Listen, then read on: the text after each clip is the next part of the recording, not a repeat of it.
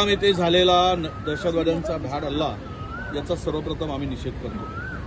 खरं तर हा भारतीयावरचा हल्ला आहे, भारत देशावरचा हल्ला आहे असं समजा। ज्या पर्यटकांना ज्या पद्धतीनं या दहशतवाद्यांनी शहीद केलं, हे खरं म्हणजे इथे राजकारणाचा विषय नाही, पण हे इंटेलिजन्सचं फेल्युअरच आहे। जिथे हजारो पर्यटक असतात तिथे साधा पोलीस किंवा आर्मीचं कोणी असू नये आणि दहशतवाद्यांना रान मोकळं केल्यासारखं या आणि मारा अशा पद्धतीचं त्या ठिकाणी जर परिस्थिती निर्माण होत असेल तर मग इंटेलिजन्स काय करत होतं? त्यांना याची माहिती नव्हती काय?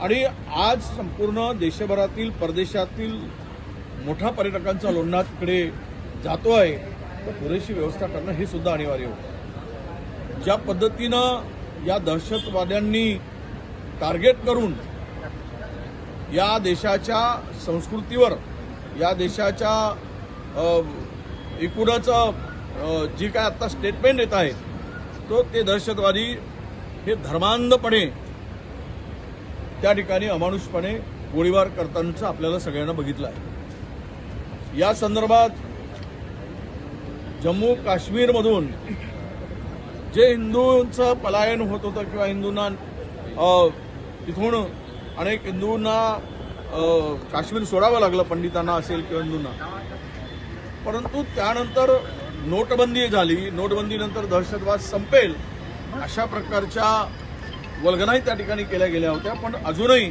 तेथील दहशतवाद अलीकडे झालेल्या ज्या काही घटना आहेत आणि वारंवार तिथे दहशतवाद्यांकडून जे हल्ले होत आहेत आणि निष्पाप पर्यटकांचा बळी केला जातोय, त्यांना शहीद केला जात आहे, या संदर्भात मला वाटतं की सरकारचं अपयश आहे आणि इंटेलिजन्सचं फेल्युअर आहे, हे मान्यच करावं लागेल। आता चौकशी वगैरे होईल तो भाग वेगळा, पण सरकारने ही चूक मान्य करावी आणि आम्ही त्यांच्या पाठीमागे आहोत। संपूर्ण देश या संकटात सापडलेल्या कुटुंबाच्या पाठीमागे आहे। जे काही तिकडे पर्यटक आहेत त्यांना सुखरूप काढून त्यांच्या घरापर्यंत पोहोचवण्याचं काम व्हावं, यासाठी जे सहकार्य लागतं ते संपूर्ण सहकार्य जम्मू काश्मीर सरकार किंवा भारत सरकार करते आहे, परंतु अशा प्रकारची पुनरावृत्ती होऊ नये यासाठी मात्र ठोस पावलं सरकारनं उचलावं अशी आमची भूमिका आहे। धर्म विचारून मारला गेला असं म्हणतं आहे, माहिती मिळते। त्यातून कुठेतरी देशात दंगली पेटवण्याचा प्रयत्न होतो हिंदूंचा। बघा, आता यामध्ये खोलवर आपल्याला जावं लागेल। मला मी सांगताना तेच बोललो की जिथे एवढा मोठा पहलगाममध्ये पर्यटकांचा त्याला मिनी स्वित्झर्लंड आम्ही म्हणतो आणि तिथे एवढ्या मोठ्या प्रमाणात पर्यटक जात असतील तर तिथे पुरेशी सुरक्षा ठेवणं हे सरकारचं काम होतं। तिकडे हल्ला झाल्यानंतर 10-15 मिनिटांनी पोलीस तिकडे मिलिटरी किंवा पोलीस पोहोचली, म्हणजेच हा कुठेतरी एक कट आहे या देशामध्ये धार्मिक उच्छांद मांडायचा, उन्माद करायचा आणि दोन रिलिजन्सना एकामेकाच्या पुढे उभं करायचं आणि देश अस्थिर करायचा, हा त्यामागचा डाव असू शकतो। सर, हिंदी में कहना चाहेंगे, जिस तरीके से जम्मू कश्मीर में हमला हुआ है, क्या कहना चाहेंगे पहली प्रतिक्रिया?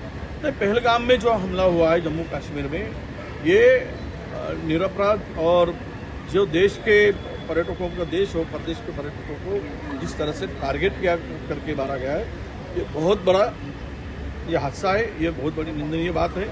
मैं यही कहूँगा कि इस तरह की घटना जो घटी तब ये इंटेलिजेंस क्या कर रहा था? पहलगाम ऐसा स्थल है कि जहाँ पे हजारों पर्यटक वहाँ पे जाते हैं, प्रदेश के भी आते हैं, देश के भी जाते हैं, तो वहाँ पुलिस हो या मिलिट्री हो, उसका सुरक्षा की व्यवस्था होनी चाहिए थी। अगर ये इतने 4 हो 6 हो जितने भी टेररिस्ट आए थे और उन्होंने बिन दिक्कत से गोलीबारी करके